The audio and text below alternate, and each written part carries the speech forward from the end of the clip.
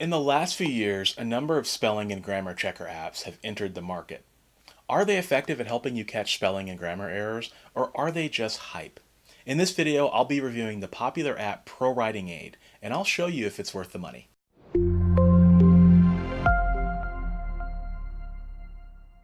What's up, guys? My name is Michael, around with Author Level Up, helping you write better and faster. If you're new here, don't forget to subscribe and click the little bell to get helpful writing videos every week. Apps like ProWritingAid and Grammarly help you go beyond Word spell checker by checking for style, pacing, and other errors that Microsoft Word won't and can't catch. In theory, they can help you catch a few more errors before sending your book to an editor, and again as a last line of defense before you're ready to publish. Now, let me just disclaim for a minute that an app is not a substitute for a professional editor, period. Also, the results you'll see in this video were from my own experience. Your mileage may vary. ProWritingAid comes to us from Orpheus Technology, with features for spelling, grammar, writing style, pacing, and many other pesky errors that can dog your manuscript. It integrates with Microsoft Word, Chrome, Google Docs, and Scrivener, in addition to having its own desktop version and web version. For a separate charge, ProWritingAid also has a plagiarism checker that you can use to see if your work has been copied. Useful if you blog. As far as the app's functionality goes, there's a lot to be desired here, guys. The web and desktop version user interface is clunky, and they can both get very slow if you feed bigger manuscripts through them. There are other little quirks too. The pop-up windows can be finicky, and everything just feels unfinished.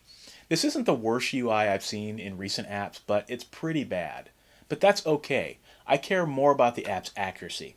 I ran two tests, one for my YouTube scripts and another one for my novels. Since I don't hire an editor for my YouTube scripts, I could benefit from catching a few more spelling errors. I took a script and I ran it through ProWritingAid. I created three categories: agree, disagree, and false positive. I wanted to track false positives because proofreading apps are notorious for them, and I wanted to see what percentage of all edits would fall into this category. Then I went through each script, edit by edit, classifying each. Here were the results.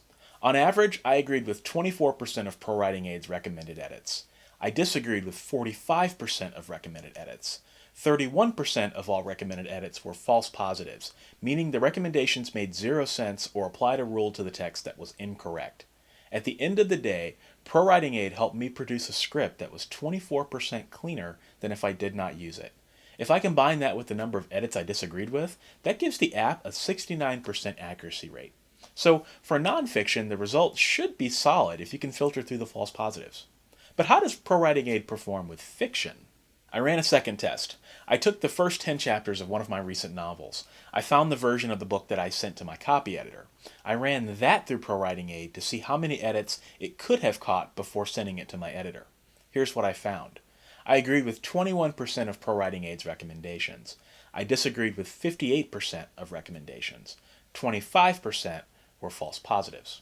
ProWritingAid helped me produce a fiction manuscript that would have been approximately 21% cleaner before sending to my editor.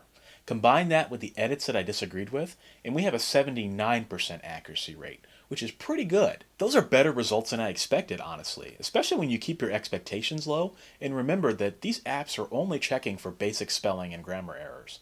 That's a better accuracy rate than Word. I do have some complaints about ProWritingAid's features. The app offers different checkers: style, spelling, grammar, pacing, homonyms, dialogue, to name a few, and some are more helpful than others. For example, I found the style, grammar, spelling, dialogue, glue words, and cliches features extremely helpful. Almost all of the errors I agreed with were in these categories. ProWritingAid can also check for any dialogue quotes that you forget to open or close, which is great. However, some features like readability, sentence length, and pacing just aren't useful. Case in point, the readability section grades your work on the Flesch-Kincaid scale, giving your work a readability score. Now, when you're sitting down and thinking about your target audience, are you thinking about what type of work on the Flesch-Kincaid scale they typically like to read? Of course not. At least not for fiction. But some people might see this score and think it's important, and use that as the basis to make creative decisions for their work, which will do more harm than good. ProWritingAid offers a number of similar features that fall into this category for me, and I worry that the developers added features and statistical reporting at the expense of effectiveness. In my opinion, I would turn off most of the features and select only the ones that produce suggestions that you agree with.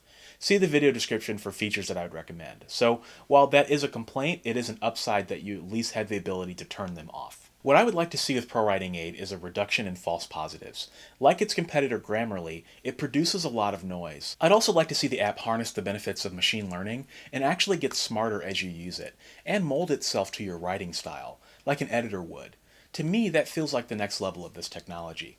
ProWritingAid does allow you to disable certain rules, but that's about it. Complaints aside, would I recommend ProWritingAid? My answer is yes, with caveats.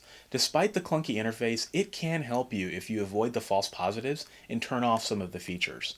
With some changes to the user interface and a better rules engine, I do think that ProWritingAid can live up to its promise as a true writing aid for writers. ProWritingAid retails for several price points at the time of this video. You can purchase a 1-year, 2-year, or 3-year license for anywhere from $50 to $100 US. Or you can buy a lifetime license for $175, which in my opinion is the way to go and the option that I paid for. I like that they offer a lifetime license compared to Grammarly, which is a perpetual monthly or yearly fee. I've included an affiliate link to ProWritingAid in the video description, and if you buy through it, I receive a small commission at no cost to you. If you found this video helpful, it's an easy way to say thanks. So that's it for this video. If this is your first time watching, I would love to have you subscribe. Every week I publish videos just like this one with writing advice to help you write better and grow your influence with readers. So thanks for watching, and I'll see you in the next video.